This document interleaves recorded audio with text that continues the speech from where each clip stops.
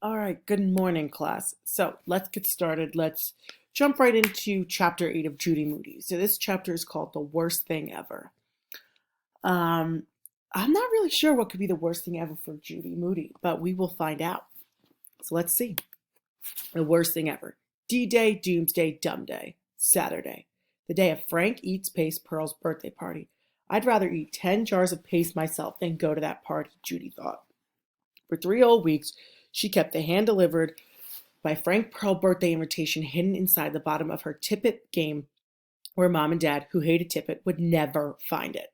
Then today, the very day of the party, it happened. Dad found out. She, Judy Moody, had to ask Dad to take her to Fur and Fangs for some toad food. She just happened to be looking at the tadpole kit with the real live frog eggs. Watch tadpoles turn into frogs.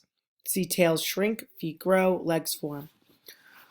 Hoping to talk to Dad into buying it for her for another kit when it just like it bumped into her. Holding the kit was Frank's mom. Judy, Frank's mom said, isn't that funny? It looks like we had the same idea for Frank's present. I thought he'd love watching a tadpole turn into a frog. I was just about to buy him the same kit. I wasn't. You were? Frank's really looking forward to seeing you at his party. Party? Dad's ears perked up. Whose party? Frank's, said his mom. I'm Miss Pearl, Frank's mom.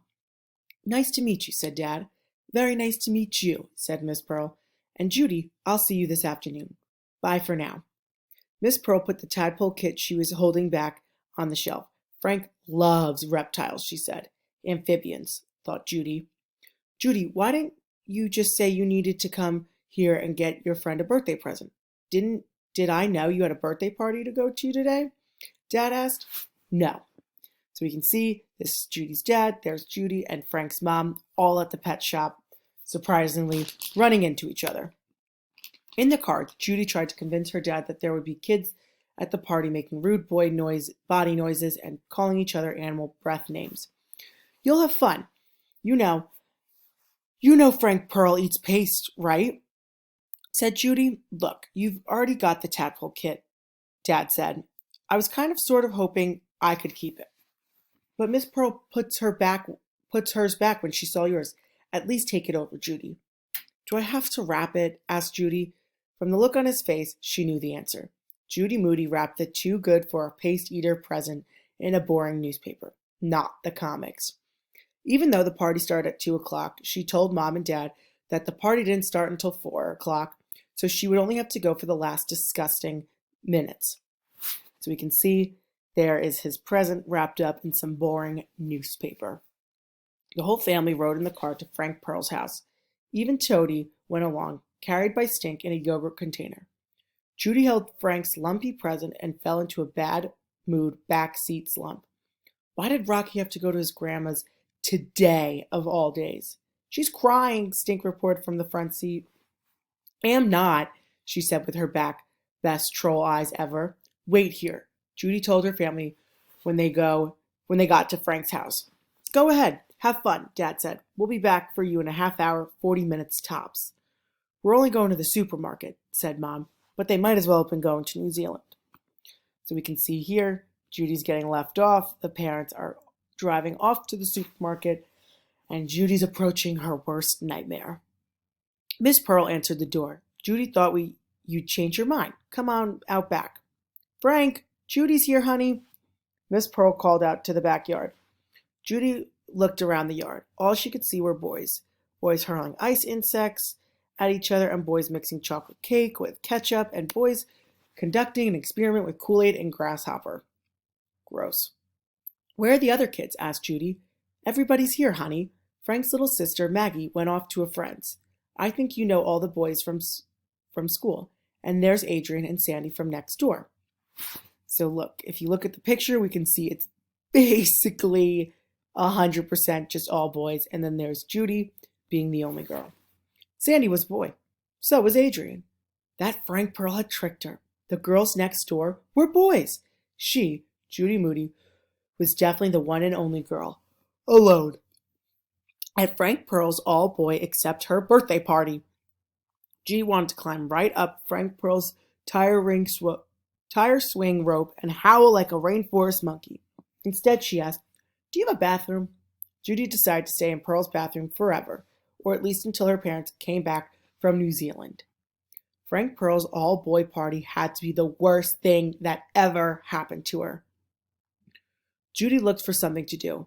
Uncapping an eyebrow pencil, she drew some sharp teeth on her faded first day of school shark t-shirt. Rare. Knock, knock. "Judy, are you in there?" Judy turned on the water in a hurry so Miss Pearl would think she was washing her hands. "Just a minute," she called. Water sprayed her all over, soaking her t-shirt. The sharp new shark teeth blurred and ran. Judy opened the door. Miss Pearl said, "Frank was just about to open your present, but we couldn't find you." Back outside, Brad pointed out at Judy's wet shirt. "You guys, it's a shark with black blood dripping from its mouth." "Cool. Wow. How'd you do that?" "Talent," said Judy. "And water." "Water fight." Brad took a glass of water and threw it on Adam. Mitchell threw one at Dylan. Frank poured one right over his own head and grinned. Miss Pearl whistled, which put a stop to the water battle. "Dylan, Brad, your parents are here. Don't forget your party favors." Miss Pearl gave a baby slinky to each kid as he went out the door. By the time she got to Judy, there was no more baby slinkies left. "I must have counted wrong," said Miss Pearl. "Or Brad took two," said Frank.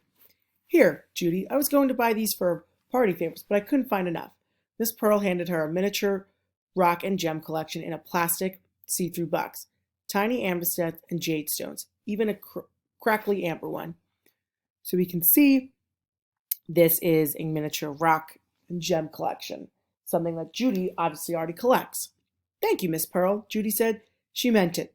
"I love collecting stones and things. Once my brother thought he found a real moon rock." "Frank's a collector too," said Miss Pearl. "All the boys are gone now, Frank. Why don't you take Judy up to your room and show her while she awaits for her parents?"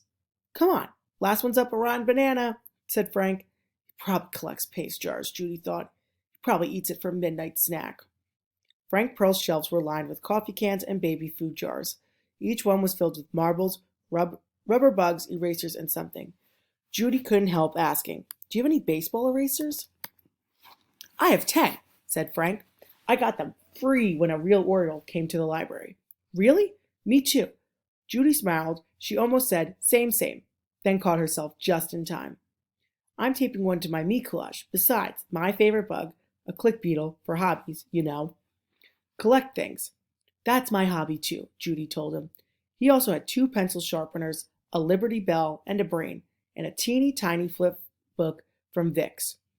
Frank Pearl showed her buffalo nickel, which he kept in a double-locked piggy bank. "It's not really a collection yet, because there's only one." "That's okay," said Judy. Frank also had a killer comic book collection with really old ones like the Green Hornet, Richie Rich, and Captain Marvel. To top it off, he even had a miniature soap collection with fancy hotel names on the wrappers. Judy forgot all about wanting to leave. "What's that?" she asked. "A pitcher plant. It catches insects. They think it's a flower, so they land on it. Then they fall down in this tube, and the plants eat them."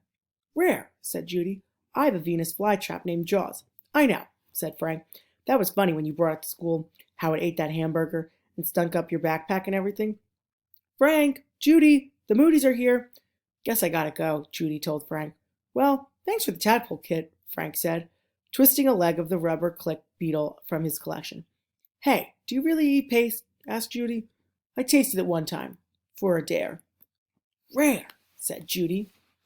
So, in this chapter, we found out that Judy actually might like Frank as a friend and that they're actually not so different from each other.